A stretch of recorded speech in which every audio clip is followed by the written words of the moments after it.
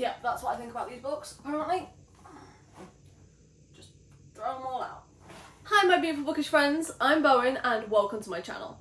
This video is going to be my worst books of 2023. While I do have quite a few books that I didn't like, these are my bottom 5, I guess. The top worst, so bottom 5. That makes sense. While this is a worst books video, I'm also trying to remain more positive. So there are only 5 on my worst books of 2023, where there was 10 on my best books. So that's how I'm balancing this equation out. So you may have heard me talk about some of these books before in some of my wrap-ups, but these are my 5 worst books that I read in 2023. At number 5, we have Hard Code by Misha Bell. This one was just so much secondhand embarrassment, it caused physical fucking pain. Now, I hardly ever remember the characters' names in books, but I remember the character's name in this one because it was Fanny Pack. Let that sink in for a minute. The main character's name was Fanny Pack. The main guy character was Russian and she named his dick Vlad. For what fucking reason?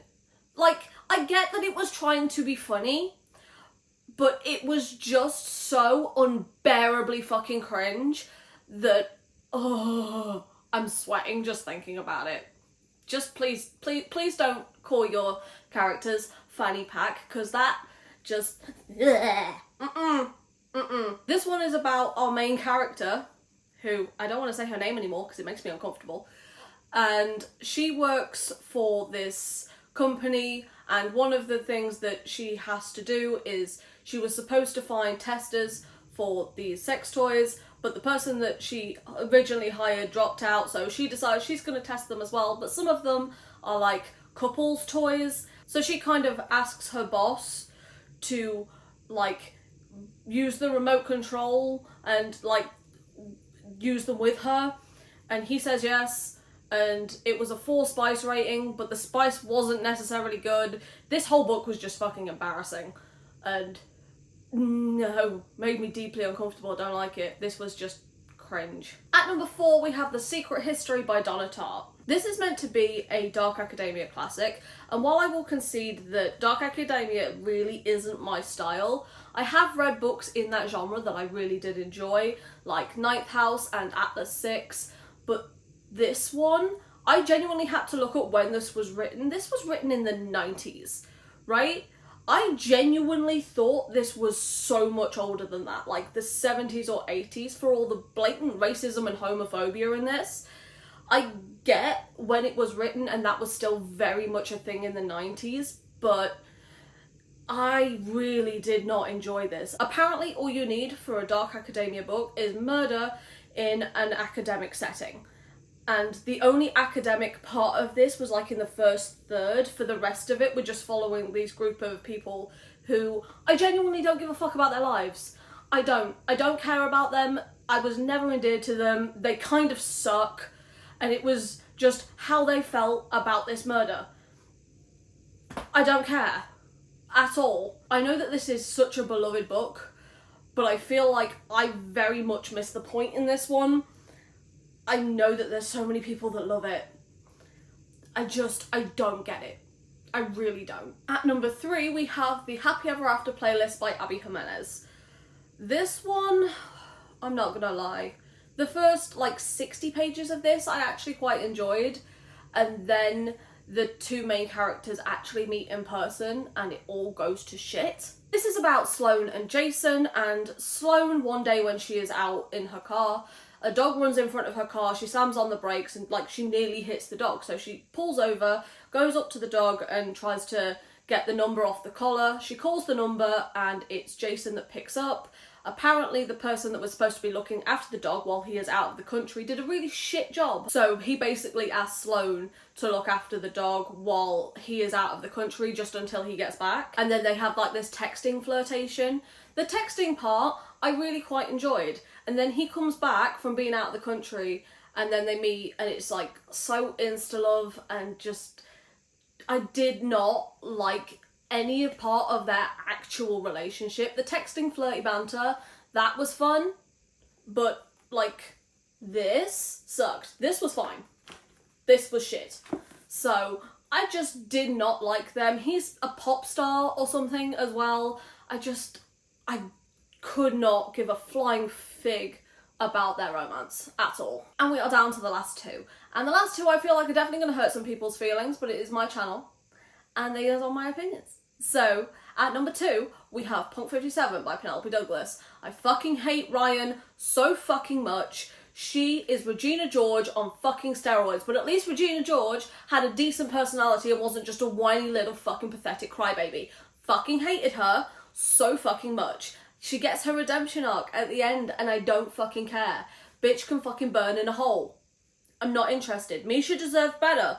And that is fucking saying something. This is my first bully romance, and I don't know whether or not it's just that bully romances are not for me, because I want my characters to actually be obsessed with each other. Like, I can deal with an enemies to lovers, but this is just no. I know that there's so many people that love Penelope Douglas, and I'm not knocking the writing at all. I just cannot express how much her books are just not for me. I don't think that there is one of her books that would work for me. I asked one of my friends that really loves her writing and loves her books if she has any Penelope Douglas recommendations where the characters are over the age of 25 and it's not an age gap romance. And she could barely come up with one. The only one that she could come up with is one that has flashbacks to when they were teenagers. I'm like, no, I don't want to read about teenagers in my adult romance. I want to read about fucking adults in my adult romance. Thank you very much. This is technically an adult romance because both of the characters are 18 and there's smut in it, but they are still both in high school, and no, quite frankly, just no. I want to read about fucking adults. This ain't it. If you love this, then I love that for you, but I don't think me and the Penny D are going to be getting along at any point. And my worst book of 2023 has to go to From Blood and Ash by Jennifer L. Armentrout. You're gonna tell me that so many people gave this book 5 stars and they're talking about the chemistry and the storytelling, and are you fucking kidding me? This author had 3 romance books in the romance section of the Goodreads Choice Awards in 2023, and her writing is like this? Are you fucking for real? What the hell? This might actually be the worst book I've read of all time. And I have 2 different special editions of this book, and this physical book is beautiful, and I'm so fucking mad that I did not enjoy this, because I have books 1 through 3 in the Fairy Loot edition and books 1 through 4 in the Illumicrate edition. Beautiful, stunning special editions.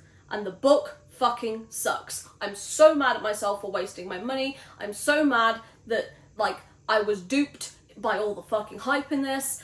Ugh.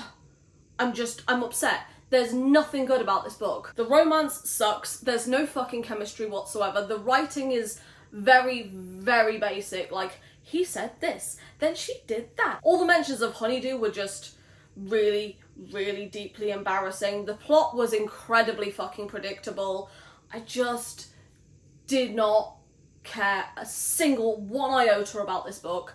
It fucking sucked. And that is it. That is all of my worst books of 2023. So if you managed to get this far into the video, then leave the thumbs down emoji in the comments down below and tell me your worst book of 2023. And we can have like a little rant section in the comments, which I absolutely love ranting about bad books. But for now, thank you so much for stopping by. It has been lovely having you here, and I hope to see you in another video coming very soon. Bye.